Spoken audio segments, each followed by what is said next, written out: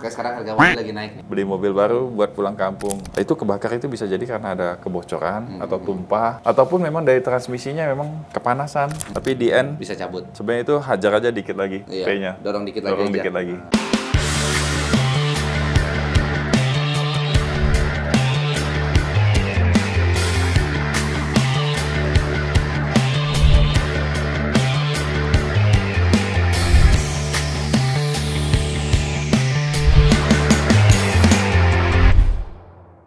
Balik lagi di YouTube Domo Transmisi, tapi bukan di Obsesi. Seperti biasa untuk video YouTube Domo Transmisi ditemani lagi oleh saya Arisuta dan bapak kita Bapak Freddy. Gimana kabarnya kok? Mesti ditanya.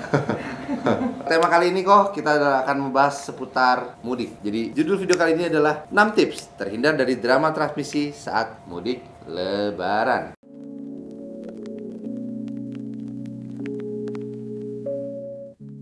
Hati-hati, transmisi mobil bermasalah bisa bikin mudik gagal. Kok Freddy, kalau misalnya kita punya mobil ini kok, terus metiknya bermasalah, bagusnya kita tetap pergi mudik, mudiknya kita tunda dulu, atau mobilnya kita perbaiki, terus kita mudik pakai mobil lain kok. Kalau ada opsi ganti mobil, gue ganti mobil yang lain. Kalau lebarannya ditunda, momennya nggak dapet. Momennya udah nggak dapat lagi ya. Iya. Harusnya pas lebarannya itu udah ada di tempat. Bisa saling maaf-maafan. Iya. Bukannya entar-entar gitu loh. Ya, momentumnya udah lewat kalau menurut gue ya. Mending ganti mobil, pakai mobil lain kalau ada opsi itu. Mudik sendiri kan kita bisa pakai mobil baru, bisa Sewa? sewa, Cari pakai mobil second, bekas. atau pakai mobil yang udah ada gitu kan. Nah biasanya ya, puncak penjualan mobil itu biasanya kan pas bulan-bulan puasa. Sales-sales gampang lah jualan ya. Momentum lebaran ini banyak yang pengen gaya-gayaan. Makanya sekarang harga mobil lagi naik nih. Beli mobil baru buat pulang kampung. Kalau mobil baru oke lah, pasti nggak ada masalah lah Iya. ya. Cuman ya ada juga orang beli mobil baru, jok plastiknya nggak mau dilepas. Ya itu suatu kebanggaan tersendiri sih kok. Duduknya berisik tau, Oh iya. panas. Sak. Terus kalau mobil sewa, Mobil sewa. terus dapat mobil yang bermasalah lagi. Iya. Apes. Tapi buat orang-orang yang mau beli mobil bekas, Nggak luput deh, ada problem juga kan. iya pasti ada masalah. Nah tapi kalau misalkan ini udah ada masalah-masalah nih kok, Apa aja nih masalahnya? apa aja masalahnya? Nah kita coba baca ya. Kalau misalkan mobil kita ada suara mendengung kok, solusinya gimana? Cek dulu bunyi dengungnya ada di mana ya kan. Kalau bunyi dengungnya memang di transmisi ya berarti ada kemungkinan di bearing dalam transmisi Masalah itu ya berarti, kan. betul. Bisa juga di gardan. Ya, Gerak kan? depan kan gardannya di dalam transmisi. Itu juga bisa. Terus oli mampet itu bisa juga jadi bunyi transmisinya. Makanya mesti lihat dulu sumber bunyinya yang kencang sebelah mana nih. Kalau kita tahu mobil kita gearboxnya di sebelah kiri misalnya. Kalau bunyinya kencang situ ya mungkin kemungkinan dari Iya, situ. Tapi kan ada juga Matic yang Matic kayak Honda lama kan dia di sebelah kanan. Makanya sumber bunyinya di mana? Nanti cari tahu dulu. Nah itu kalau bunyi, karena memang Matic ada yang awalannya bunyi, tapi lama-lama bunyinya makin kenceng. Ada yang begitu lepas gas hilang. Ada juga yang sebaliknya, diinjek gas nggak bunyi, begitu lepas gas dia ada bunyi. Berarti kurang lebih tuh solusinya harus dibawa ke bengkel lah ya. Ya, pernah juga ada video viral Iya. yang gearbox Wuling. wuling, begitu dibuka bearingnya hancur semua. Nah itu contoh, biasanya itu karena efek bunyi yang udahlah didiamin aja. Iya. Nah, lama-lama dia habis, hancur. Next. Selanjutnya, Misalkan ada masalah seperti perpindahan gigi terasa kasar dan menghentak. Kira-kira solusinya apa kok? nah kalau ini kan biasanya kalau Matic pas perpindahan giginya ada jeduk misalnya, kita biasanya pasti scan dulu kan. Kalau scan dulu lihat hasilnya apa. Kalau dia nggak ada DTC, nggak ada apa, berarti ada kemungkinan di dalaman transmisinya bisa juga body valve-nya misalnya kesumbat, kotoran atau apa, pistonnya agak macet, piston di dalam body valve itu bisa nyebabin ini semua. Kira-kira kalau misalkan belum ganti oli Matic terus bikin Matic terasa kasar bisa nggak sih kok? Bisa aja. Udah lama nih nggak pernah ganti oli Matic selama 10 tahun misalkan mobilnya. Hah. Itu bisa bikin jeduk juga ya? Bisa juga. Bisa juga kan? Iya, tapi ya kalau memang udah kena bagian dalam ya mau ganti berkali-kali juga sama aja.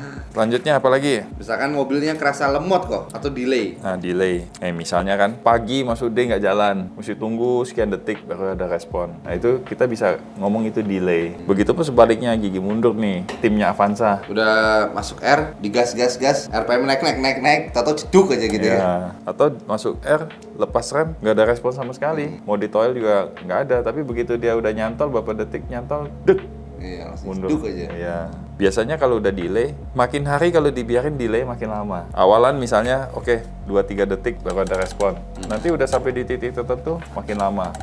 Iya. bisa 10 detik, bisa lebih. Itu berarti udah tambah parah itu delaynya. Ini biasanya kendalanya ada di seal sama piston matic, udah kaku ya kan. Dia butuh panas baru agak lentur.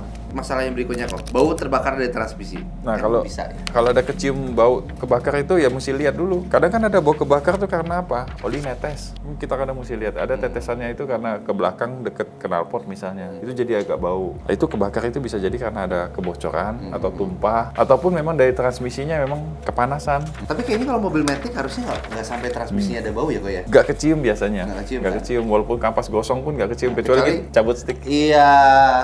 Nah kalau mobil manual bener ya bisa tetap bau ya, matic? Iya, karena apa gearboxnya ya. Soalnya kan kampasnya dia kampas kering kan. Iya.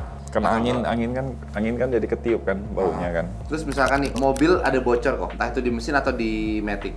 Itu bagusnya di gimana kok? Ditanganin langsung atau bisa ditunda nih kalau bocor? Biasa kalau bocor ya, kalau tempat parkir kita sudah ada tetesan banyak, tandanya udah parah. Itu posisi diam dia netes, apalagi kalau kita pas lagi jalan. Kadang nggak ketahuan bocornya. Kalau menurut gua sih lebih baik diperbaiki dulu kalau bocornya udah terlalu banyak. Soalnya kalau matic sampai nggak ada oli, lu tahu? Gearboxnya yang jebol ya kan? Mau sekelas gearbox kuat Pajero aja problemnya. Itu rusak pasti. Ya. Paling banyak problem di Pajero kan, seal converternya, entah itu usia, entah itu lepas, entah itu apa, udah waktunya banyak oli netes, nggak ada oli. Pasti gearboxnya jebol. Bisa juga kan bocor dari oli mesin loh. Iya, habis juga oli mesin. Oli mesin ya, kalau sampai kekeringan oli mesin lu tahu. Itu pistonnya sampai bengkok. Anjir, mau jalan jauh kagak cek oli dulu. Itu bahaya itu. Tahu dicek nggak ada olinya. Oke nih, terakhir kok. Masalah sulit memindahkan gigi. Mungkin maksud sulit memindahkan gigi ini ada berbagai macam versi ya kok ya? Ya. Contoh misalkan dari P mau ke R ini kadang suka keras. Keras banget. Itu sulit memindahkan gigi. Terus kedua, mau gigi 1 pindah ke gigi 2 tuh kadang butuh RPM-nya agak tinggi baru nanti pindah. Itu lebih ke selip itu. Itu lebih udah selip ya dia. Jadi butuh RPM tinggi dia baru nyantol ke gigi selanjutnya. Tapi problem pindah gigi susah ini macam-macam. Kayak tadi tuas keras ada bisa. Kabel transmisi jebol. Oh iya, kabel transmisi putus. Jadi transmisinya les aja gitu ya. Iya. Itu ya kan. Terus apa lagi? Inhibitor. Inhibitor error ya. Iya, indikatornya nggak ada, ngeblank. Terus apa lagi, Sud? Udah dimasukin P, kunci kontak kamu cabut. Karena tuasnya nggak pas. Iya, tuasnya nggak pas. Tapi di N Bisa cabut. sebenarnya itu hajar aja dikit lagi P-nya. Dorong dikit lagi. Tapi kalau udah benar-benar mentok, harus ke bawah, di setting dari bawah itu berarti ya. Iya. Ya kalau itu pasti pakai kunci. Kalau mobil-mobil sekarang udah keyless, Malah repot kok. kontaknya masih ACC, masih on. Masih ACC, iya. Atau enggak pas nanti udah dimasukin P, nggak mau nyala karena dia bacanya belum di P. Ya. Itu juga bisa kan? Harus dipindahin ke N dulu baru Nyala.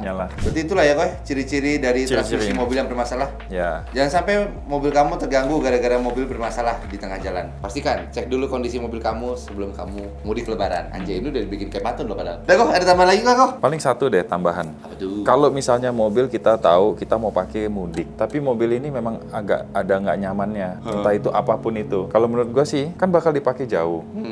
Gue bawa keluarga, perjalanan jauh, otomatis gue maunya cari safety dong. Iya, bawa keluarga dan bawa nyawa kan. Nah, pasti gue berusaha untuk perbaikan dulu dan nggak mau waktunya mepet. Oke, mobil ini ada problem mesti overhaul. Sedangkan mobil ini mesti dipakai nih mudik nih, nggak ada pilihan lain, nggak ada mobil lain. Sedangkan overhaul, kalau ini berjalan mulus, sesuai estimasi bisa selesai. Tapi kalau overhaul nggak berjalan mulus, ayo meleset. Kita ngamuk sama bengkel, ya nggak bisa lah. Nggak bisa. Keganggu kan. Makanya lebih baik prepare tuh jauh-jauh hari, biar nggak saingan sama orang lain juga yang mau servis gitu loh, ngantri segala macam. Cukup ya kok. Nah, jadi buat teman-teman yang punya mobil Matic terus ada masalah di mobilnya, langsung aja datang ke Domo Transmisi Pusat di Kelapa Gading. Atau buat teman-teman nih ya yang tinggal di daerah sekitar Tangsel, bisa langsung langsung ke Domo Transmisi Bintaro. Dan buat teman-teman juga yang tinggal di daerah Jawa Barat, Bandung khususnya, teman-teman gak usah takut karena kita juga udah buka di Domo Transmisi Padalarang. Cuma 40 menit dari kota Bandung. Dan terakhir kita sudah ada di Domo Transmisi Lontar di Surabaya. Apalagi itu aja. Jangan lupa like, comment, dan subscribe YouTube Domo Transmisi, dan juga jangan lupa follow Instagram dan TikTok kita di Domo Transmisi. Domo Transmisi, Matic.